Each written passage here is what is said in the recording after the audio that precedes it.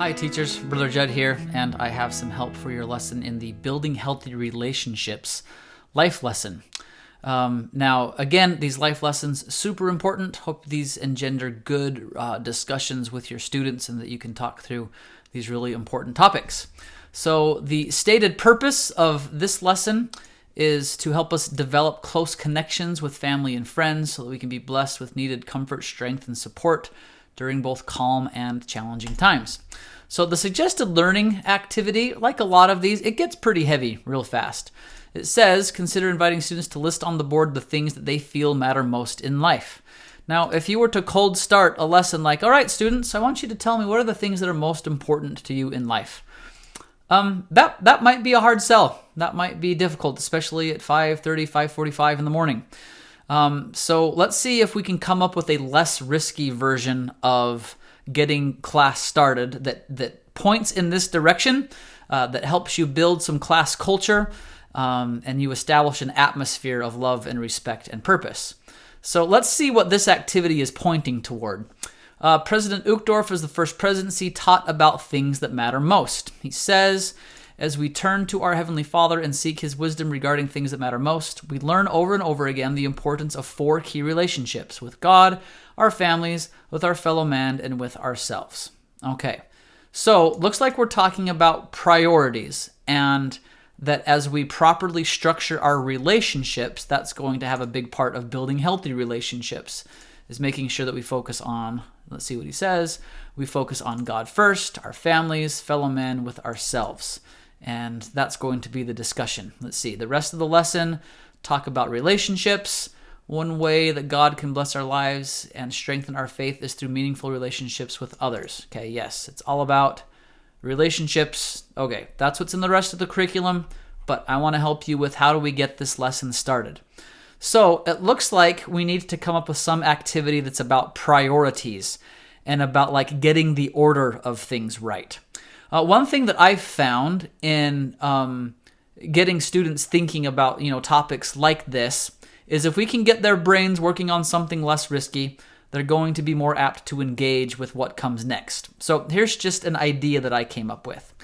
I love riddles. Riddles often deal with having to get things in the right order, prioritizing things, thinking through the information. And one of my favorite resources for riddles is over here at TED.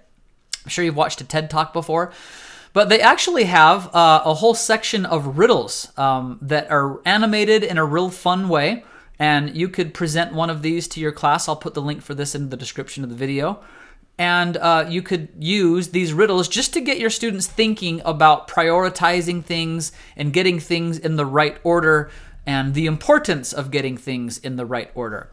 One of my personal favorites is this, it's called the bridge riddle. I'm not going to go through and do the whole riddle with you here in this video, but the point of it is there's this researcher who goes to this lab high up in the mountains, and she ends up getting chased by zombies, and she has to go across this bridge, but there are 4 characters, and each character, it takes so many minutes to cross the bridge, and so you have to figure out the order that you send the characters across the bridge.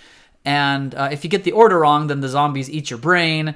And so how do you do that? Well, it presents the topics, or it presents the information, and then you pause the video with your class, and then it will give you the solution. And it's just a fun way of kind of doing things. And you can talk with your students, okay, what's the importance, or how important is it that you get the order correct? Now, you'll see that this video in its totality, it's only 3 minutes 49 seconds long. If you pause to let the students try to figure it out on their own, and then you spend some time on the back end, maybe you're like 6 or 7 minutes for this learning activity. That seems like about the right amount of time for something to get your students talking to each other, doing something low risk that is going to point in this direction of talking about what matters most.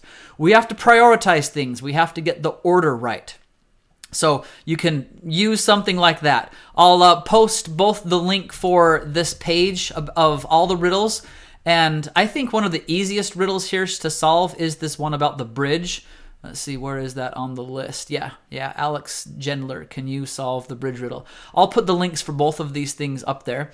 And if you want, you can use them with your class. Or maybe you have another brain teaser or a logic puzzle or something that you can come up with that speaks more to your interests and talents, where you can, present the students with something that may look very difficult to do, and then as you show them the right order, you're like, oh my goodness, all of a sudden it works.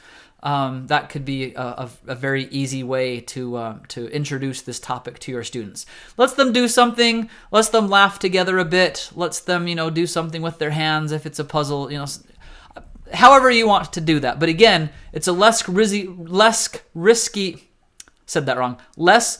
version of list on the board the things they feel matter most in life. Okay, we want to get there, but let's give them something a little easier before you get to such a deep question.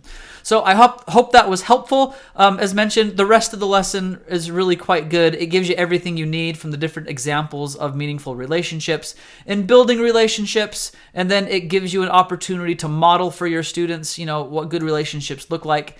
And then students have a chance to practice, thinking about how they can create, these meaningful relationships and connections. And then there's always that invitation for a personal application at the end. So just love these life lessons. I think the church is doing a really good job with them. So I hope that was helpful. As always, please reach out to your coordinator if you have questions or need more help. And I'll have another training for you next week. So until then, take care.